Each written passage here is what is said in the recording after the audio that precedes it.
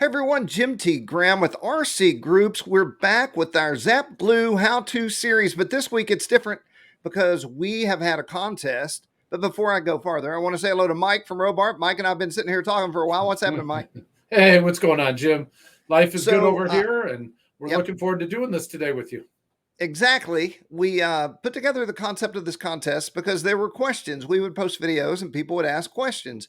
And then we thought, well, why don't we just have a contest where you ask questions and have the chance to win some glue that you're asking questions about? Right? Um, the plan today is, and I'm going to kick you over here so you can take a look at what I'm talking about. Also, the contest isn't over. So if you watch this and you're like, hey, I want to have a chance to win some glue, you can go over here and ask questions, and we're going to answer questions again next week. So this is in the electric plane talk section. It should be sticky at the top. Let's just go take a look. I don't want to make any guesses. Yes, right there at the tippy top of the site. Click here.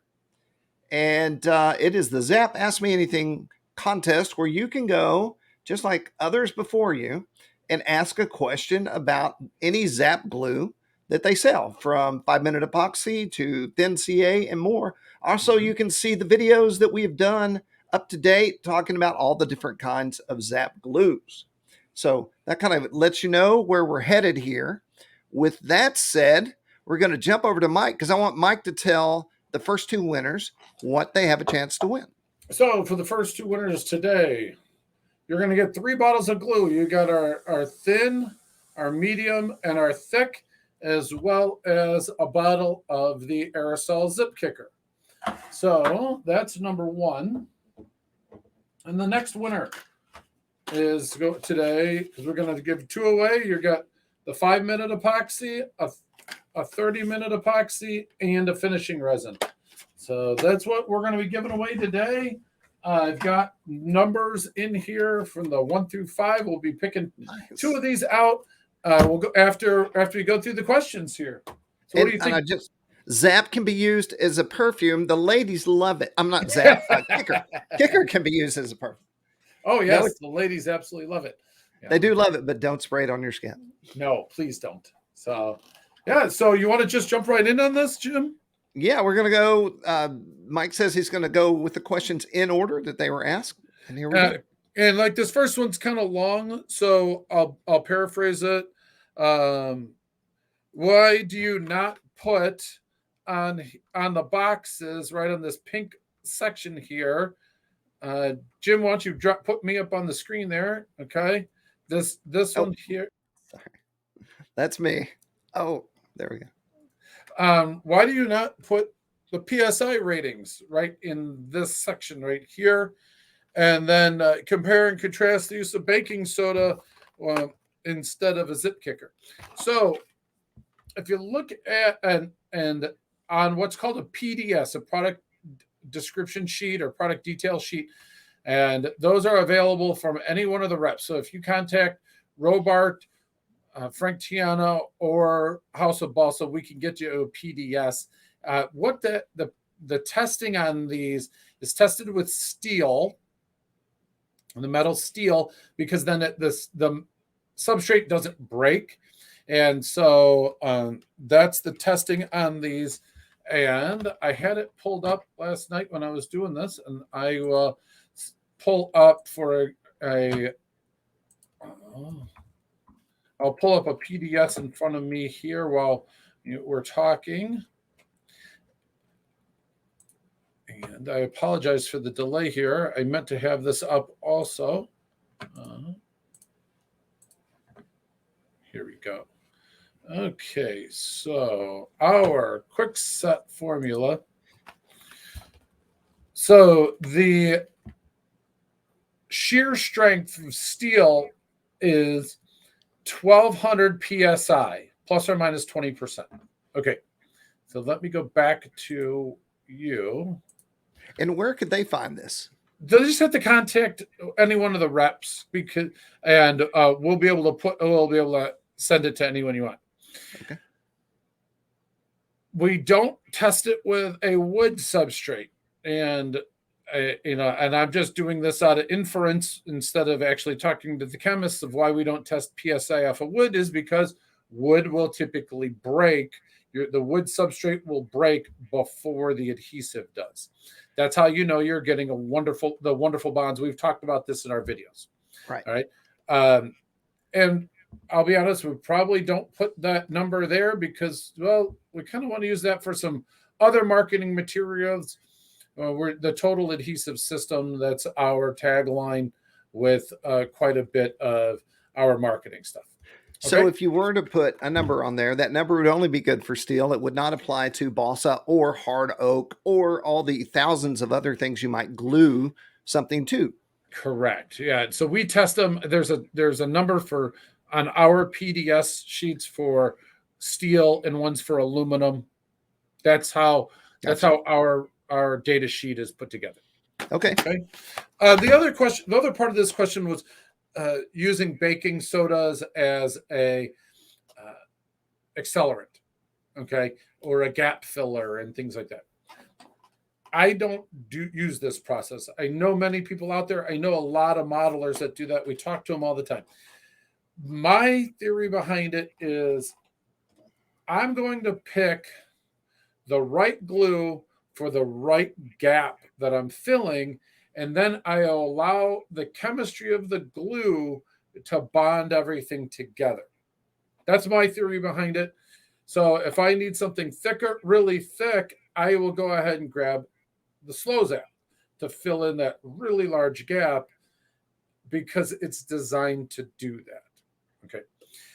Now, when you start looking at adding other materials in, if you're talking about baking sodas or micro balloons or cut up fiberglass and things like that, right? You always run the chance, and I tell people this, you always run the chance of adding additional chemicals to the composition of the product. Okay, so that's my theory behind it. Jim, we talked a little bit before this. You've done the baking soda trick before, and I can see pluses and minuses to it. What are your thoughts on using that? So the reason that I'm familiar with this is I used to build almost exclusively profile planes, and when you slide the wing in to that profile fuse, there was always some sort of gap. And I tried a lot of different ways to fix this problem, and the best one I found was I would tip the plane up on its side, so wings standing straight up, and I would fill the gap with the baking soda.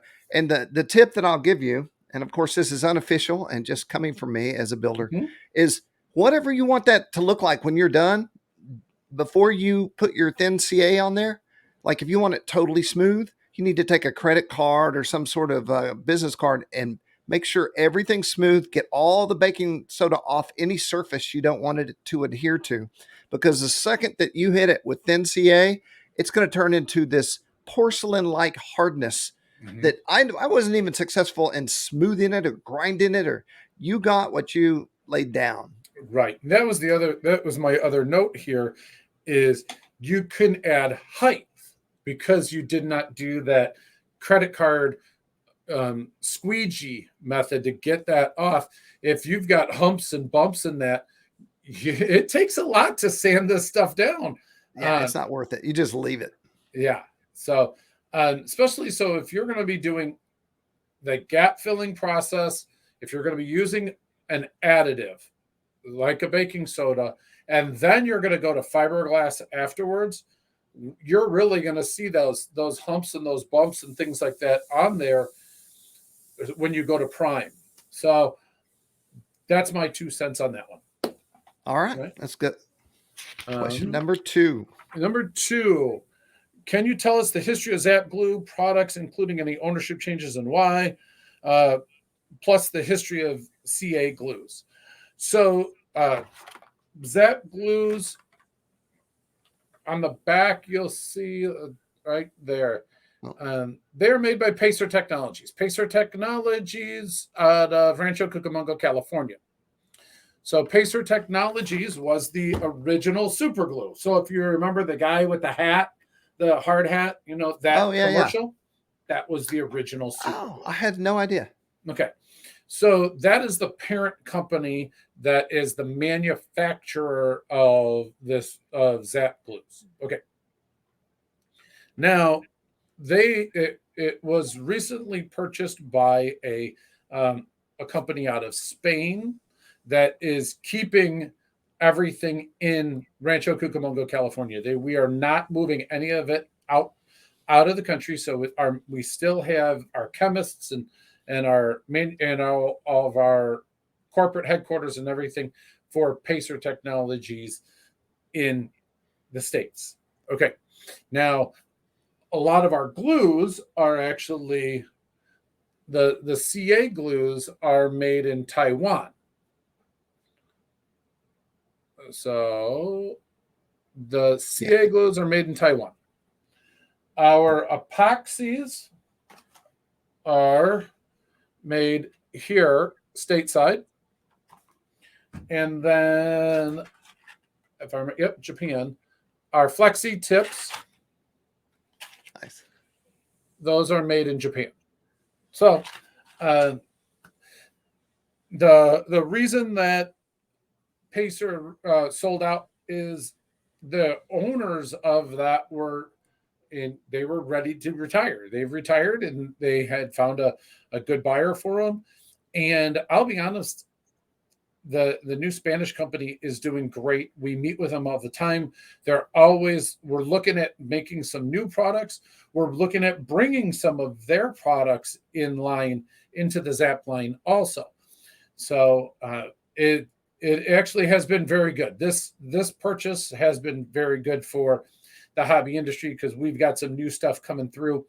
The purchase was like either right before COVID or right during COVID. So trying to bring anything to market during COVID really is kind of a pain. So start to look in, Jim. Of course, we're going to keep you abreast of all that.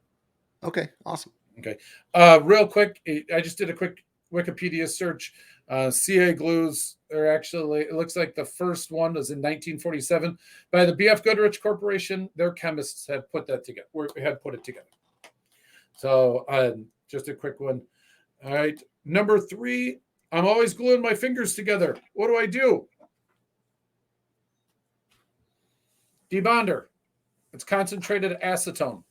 We'll definitely get into a video of this. This is actually one of a lot of people's favorite demos when I glue my fingers together and unglue it together. All right.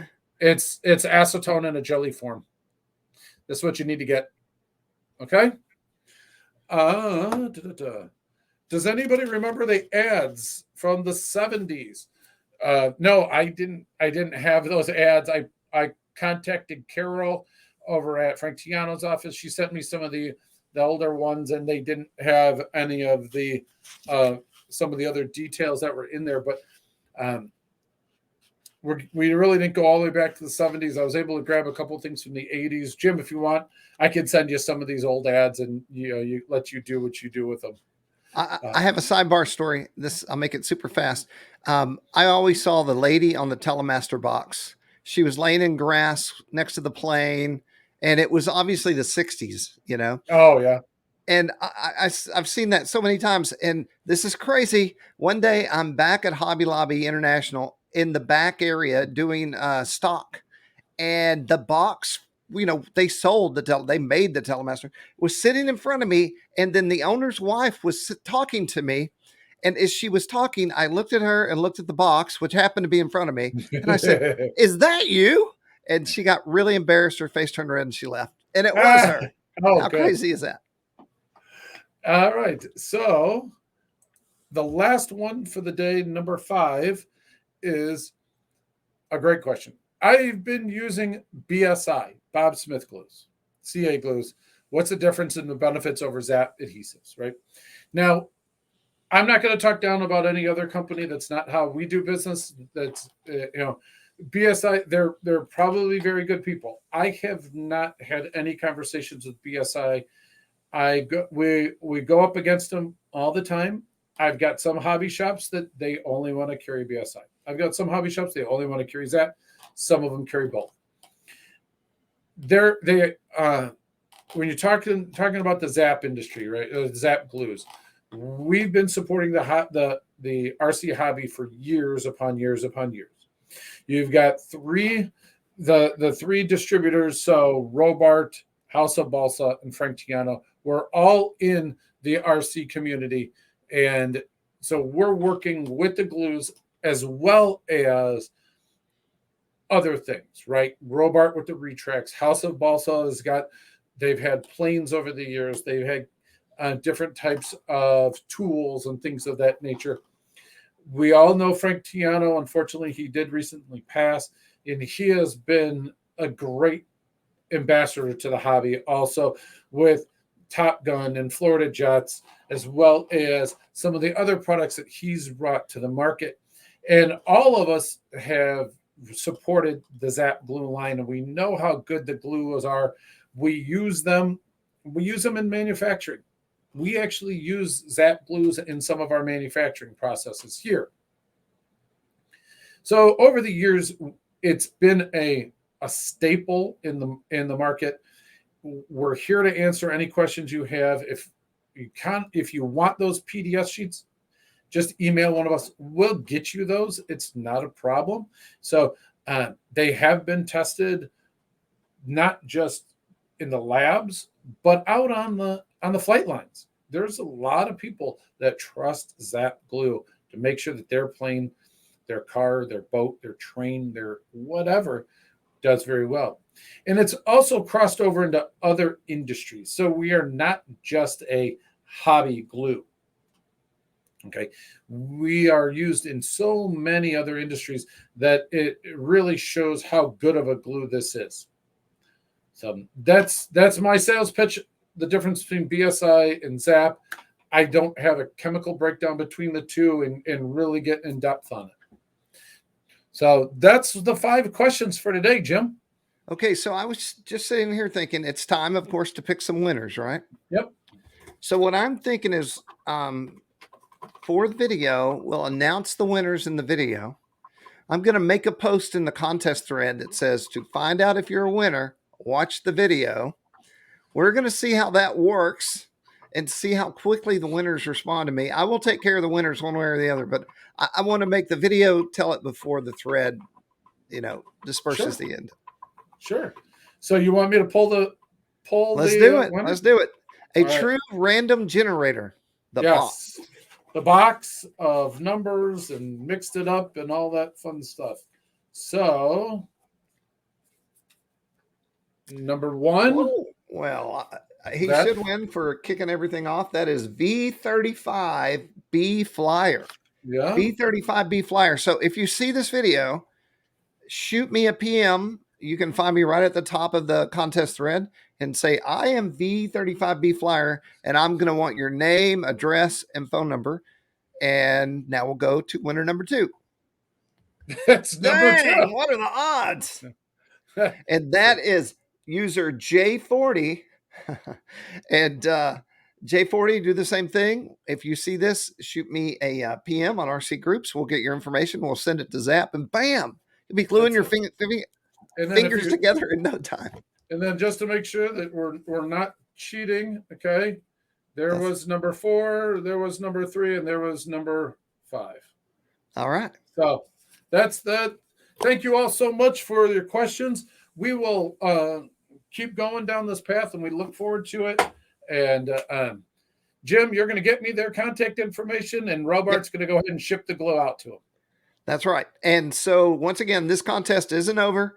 Next week, we're going to pick or read the rest of the questions, pick the other 2 winners. So you still have a chance of winning some awesome ZAP glue. And I don't know. It's all pretty exciting, I think. You bet. Thank you all so right. much, Jim. Mike from Robart, Jim T. Graham from RC Groups, and we'll talk to you guys next week.